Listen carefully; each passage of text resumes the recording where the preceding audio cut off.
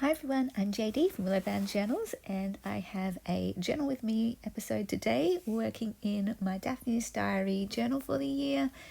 And this journal has a weekly spread layout, and so there's just little boxes to be able to write in, so I don't write too much in here, just sort of a star point list of what I did each day.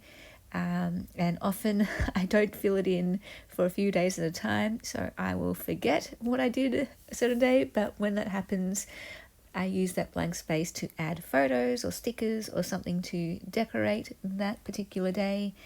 And just giving you a look at what I have done so far, although this video I filmed a very long time ago. I had filmed quite a few Journal with Me videos working in this journal, but I just hadn't had the energy or time to do the voiceovers. So this is going way back to May. But I had all of these photos that I'd printed out and different pieces. The first thing I'm doing though is gluing together two of these pages. So the pages with the calendar I don't use. I have a calendar on my wall that I use for all of my appointments or things like that. So this journal or diary, I don't use it for scheduling or planning or anything like that. It's literally just sort of a memory book, recording the key things that I did in the day. And if I want to record something bigger, like an event or something that I definitely want to remember but don't have enough space in this journal to do that, that's when I use my yearly junk journal, and it's also my intentional life journal. So this is just little snippets from my daily life and a place for me to add just the random bits and pieces that I pick up from my life, or that I pick up from happy mails or packages that I purchase, things like that. So a bit of a random, colourful, vibrant mix.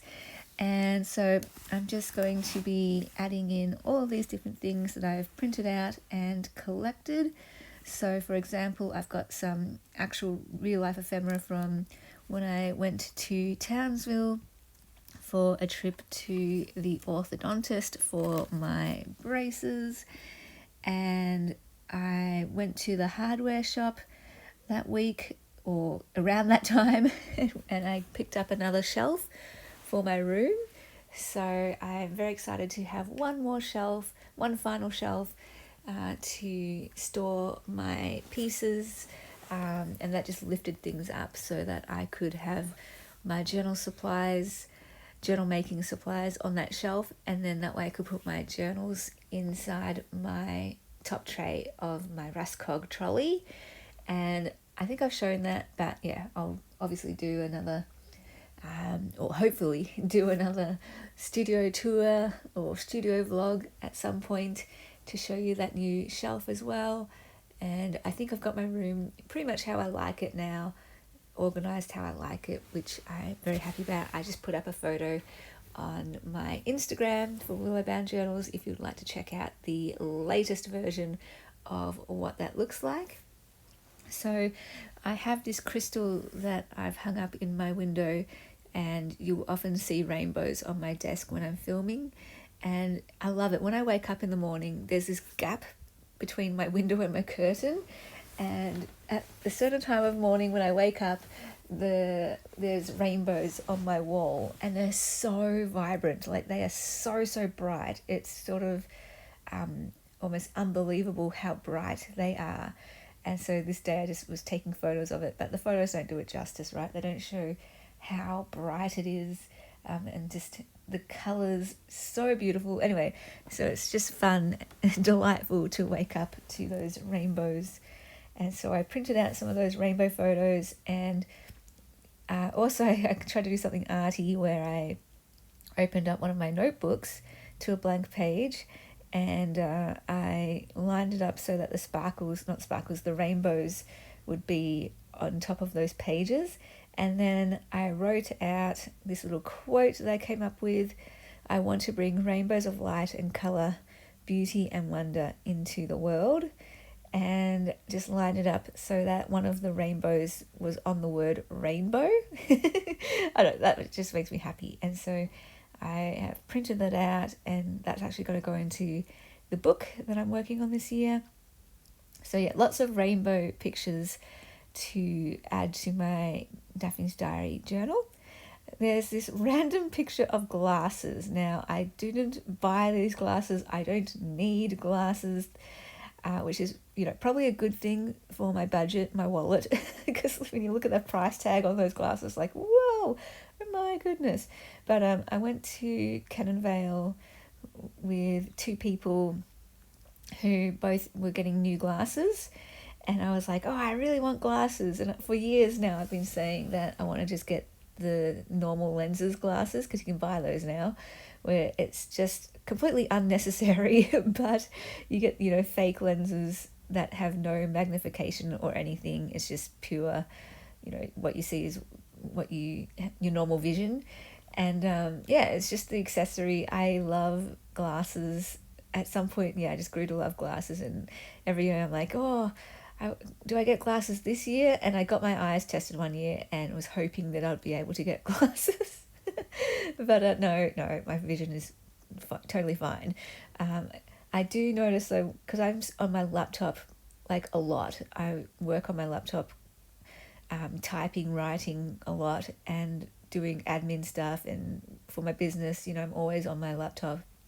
And so over the years, I've been noticing the transition from looking up from my laptop to the world. It's a bit, tiny bit blurry, tiny bit like fuzzy, tiny bit of strain. And I'm thinking that my long sight, I don't know what you call it, my long-sightedness is suffering a little bit. I feel like it's not as clear as it used to be. I can't see as far as I used to be able to see. And so that's why I was hoping I could get glasses and get my eyes tested. But no, it's totally fine. But maybe in the future, and everyone tells me don't wish for glasses because they're a nuisance and they're expensive. And I'm like, yeah, I totally get that. So I'll treasure my good eyesight while I have it. But when I have to get glasses, the pro is that I'll get to wear pretty glasses. It's just an accessory for me. I'm not really into fashion or clothing, or makeup. I don't do hairstyling or anything, but I do like wearing my tiaras and floral wreaths, and glasses are just another one of those things where I could find something pretty, for me, it's going to be glitter. They're going to be glitter glasses. You know that, right? They're going to have diamantes on them. So it's just another way for me to express my personality, and they're like rings, like glasses to me, like jewelry, a way to express my sparkly self. Anyway, hopefully, again, it's not going to be for a while, but while I was there, I was wanting to try on the Plano glasses, the ones where it's just the non-magnification lens. And what my aim was actually to find a style that suited my face, because what I like isn't necessarily going to suit me. I quite like the square glasses and the really flat style where when you fold them in, they're completely flat, not bent or curved or anything. And I really like the rectangular glasses or the square type glasses, more of the square. Not really into the round, not really into any like curved shapes or anything. But when I wore the large square ones, it was just like too big for my face. And when I wore the rectangle ones, I really needed a fine, like I quite like the big block, not chunky, but quite a blocky, I don't know what you call it, frame, that's the word. Anyway, all to say, I have a fine featured face, I guess, and petite, so I needed the petite size, and fine frames, like thin frames. If I got thicker frames, it just didn't look right.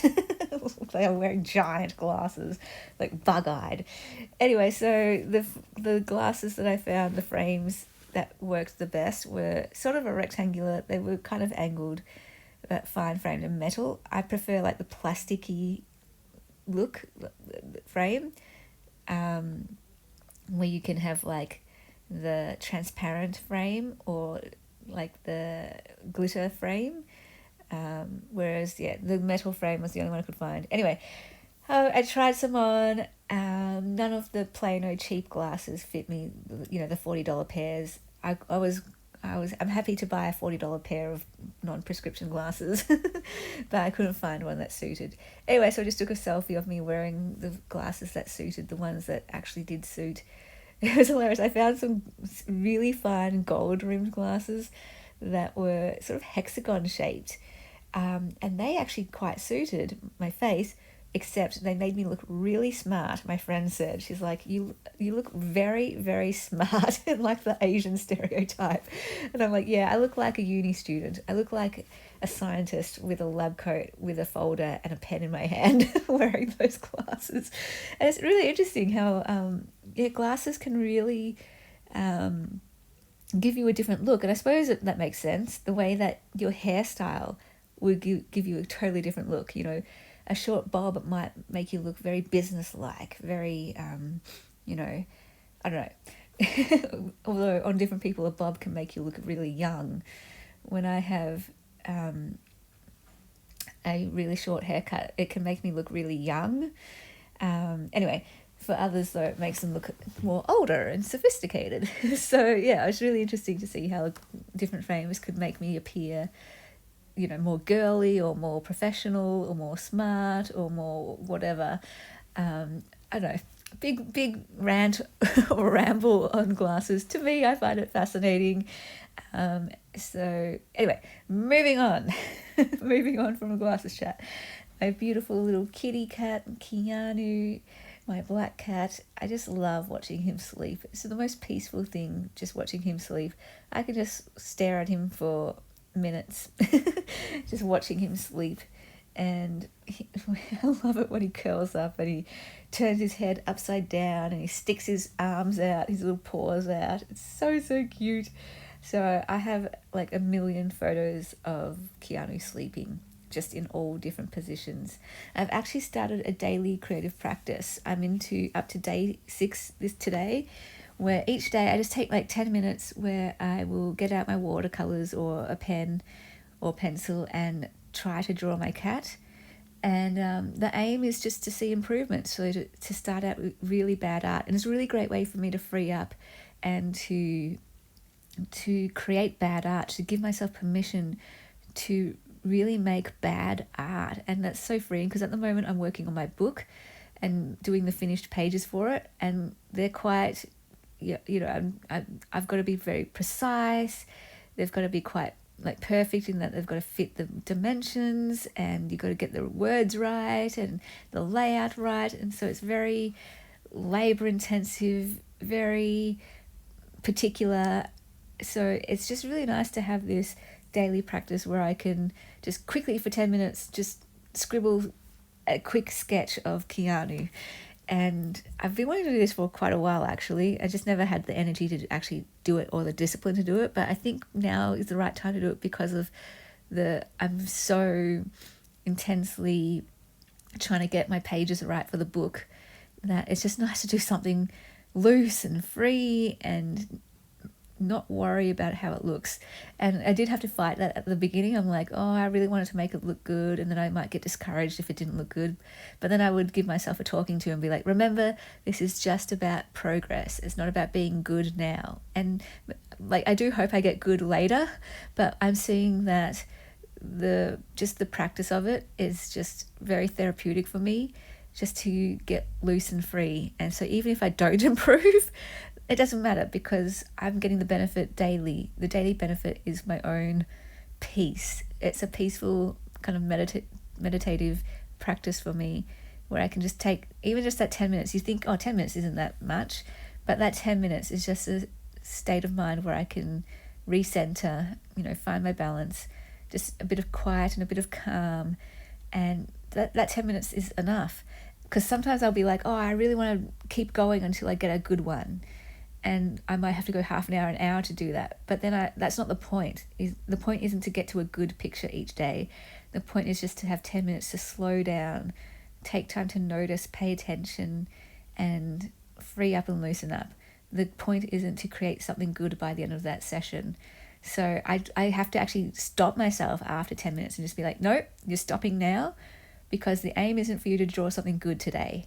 And so I'll intentionally make myself and give myself a talking to at the end of that 10 minutes and just be like, nope, no more. And actually, it's not necessarily 10 minutes. What I do is one page. I do one page per day. And if I'm a bit frustrated that, nothing turned out right on that page and I feel an urge to do another page, I just have to tell myself, nope, one page is perfect. One page is enough. It can be nothing, like they all just, sometimes the page is just full of blobs, like black blobs that look nothing like a cat. And I just have to be like, nah, that's fine. That's my practice for today. And limiting myself to just one page is actually really good, because that way I don't get frustrated about like, I've got to get this one right this time. And it's really fun looking back at those 5 pages so far, and there's no progress so far. I haven't improved in 5 days. They still look like black blobs. But I'm having fun. I'm really having fun with it. I'm really enjoying actually just doing quick sketches. I try to sketch him as quick as I can because he'll change position. And that's just a good practice of getting the quick shape of his body and like his limbs. And I remember in high school, I think it was year 9 art, I did ceramics. I really loved ceramics. It was one of my favourite subjects. And we did a field trip where we went to the zoo, the Melbourne Zoo, where we had to draw animals. And the idea was to come back, and our project was to make a ceramic animal. And of course I did a ceramic dingo, because dingoes are my favourite animal. But what was really interesting was while we were drawing the animals at the zoo, they're all moving all the time, right? Unless you get a sleeping one. But I remember one that would just be pacing, and my teacher, she did this really cool drawing of it, and she would catch it as it would come to the same position, because it would just pace back and forth. So she'd only draw it when it was in one position. So she'd have to wait for it to pace back and then come back. Anyway, and I was drawing these quick like outlines of a body, and often I wouldn't be able to get time to do the head because it already moved. So I only had time to draw like a tail and 4 legs, or even just 3 legs sometimes. And I would be like, well, what's the point? Like, I'm not even getting the whole animal. And I remember my teacher came over and she looked at what I had drawn and she said, that's really great. You've captured that limb. You've captured the movement. And I'm like, oh, okay. So it's not about capturing the full, perfect, finished animal. Even if I captured that one limb, that's enough. And so I remember that as I'm drawing Keanu in different positions before he moves, I might only get his tail and 1 leg, and before he's off doing something else. And I'm like, okay, but if I can get that tail and that leg and catch the anatomy, like, that's great. And that it's all studies in cat drawing, right? And eventually, my hope is if I do this day in, day out for a long, long time, eventually I'll just automatically, intuitively know, oh yeah, that's what the cat leg looks like. That's the shape of it. I know where it bends. I know the proportions now. Whereas at the moment, I'm like, I have no idea about proportions. And I'm just sort of kind of guessing. But later I won't need to guess because I'll know the proportions of my cat. I'll know them so well that I won't have to stare at him to do it. I can just kind of look at him once and get it, if that makes sense. I don't know if that's how it works, but we'll see. This is all about learning and growing as well. And so, that's really fun. I'll share, a progress flip through of that in a later video, obviously, because I like sharing all of my journals. And so, that's been really fun, but I'll wait till I have a few more pages, I guess, until I share that. But I'm really enjoying that. I've printed out a bunch of these Messy May. There was a Messy May printable, and there's that top right picture there of the unicorn and paint. That was a page spread for my Messy May journal. I will share a flip through of that journal at some point too. I've got a few more pages I need to finish. But that's what I did in May. I didn't do it daily. I'm still going with it. But there's no time limit, which I love. And I did Messy May with the mindset of it would help me with my book, to think of to get inspiration for page layouts for my book, and just get me trying different techniques, using different materials that I might want to use in my book. So that really helped with that. There are some pages that I did for Messy May that I'm like, yep, I would love to try that for my book as well, for some of the backgrounds. And so you'll see a lot of, well, you would have seen a lot of rainbow painted pages. That's me working on backgrounds for my book as well. So here, more photos of Keanu, just so cute, curled up. I love winter with Keanu because he sleeps on my bed. In summer, he doesn't sleep anywhere near me because it's like, get away from the body heat. And he doesn't sleep on my bed at night in summer, sorry. It's too hot for him. But in winter, I love it. Here he is sleeping on my book. It's so cute, and curling up in my arm. Love it. In the mornings, he comes and visits me and gives me a head bump and sleeps in the crook of my arm, which I absolutely love. So I don't know what I'm doing here. I am just flipping through, I guess, looking for spare space because I got more things I've printed out. Some pages I like more than the others. Some I decorate more than others. I, over here on this blank page, have just written a list of books that I have read so far this year, and just a place for me to record that. So as I read more books, I'll record them there. So the books that I have read so far this year, I've got the finished list or up-to-date list here in front of me. Mere Christianity by C.S. Lewis, Talking with Strangers by Malcolm Gladwell, Attack on Titan books 1 and 2, which is a manga, Phosphorescence by Julia Baird, Nanette in 10 Steps by Hannah Gadsby, The Reading Life by C.S. Lewis, The Girls I've Been by Tess Sharp, A Lot with a Little by Tim Costello, Verity by Colleen Hoover, Never Make a Sound by Fanon Chiahemen, not sure how to say that, and another Colleen Hoover book that I just finished. The latest one that I finished was called Ugly Love. So I'm just writing that in here now, by Colleen Hoover. And the book I'm currently reading is The Year of Magical Thinking by Joan Didion. And this is a book that I've wanted to read for a while. It's been on my list for a while. Ever since I studied a Masters of Writing and Literature, that was one of the books that was mentioned. So ever since then, I've been wanting to read it. And for some reason, I always get Joan Didion mixed up with Annie Dillard. I really want to read an Annie Dillard book too, but I get them mixed up. And it was really cool because I found this book in an op shop, Joan Didion, The Year of Magical Thinking. So I always love finding books like that in an op shop, just because you never know what you're going to find in an op shop, so it's just completely random. So I've been reading that one. I was so excited. When I was at church this week, there was this huge box of books in the office, and I just asked, are those books for sale, or what's happening with those books? And I was told they're for free, that someone was just getting rid of them. I'm like, oh my gosh. So I rummaged through them, and I picked up 2, 4, 6, 7 books, one of which I really wanted to read, 2 of which I wanted to read, one of in particular I really, really want to read. It's called Streams of Living Water. So yeah, I was like so excited to pick up 7 books. I just came home and felt like Christmas. I'm like, yay. That's how I feel like when I go to the library too, and you borrow like 5 books, and it's like, what you mean I get to take these books home and read them for free? It's like so amazing. Anyway, so I've got these 7 books on my shelf as well that I can get to after I read or finish The Year of Magical Thinking. And yeah, I'm in book heaven. I love books so much. So yeah, I've read 13 books. No, wait, I've read 12 books so far this year. I'm reading my 13th and loving it.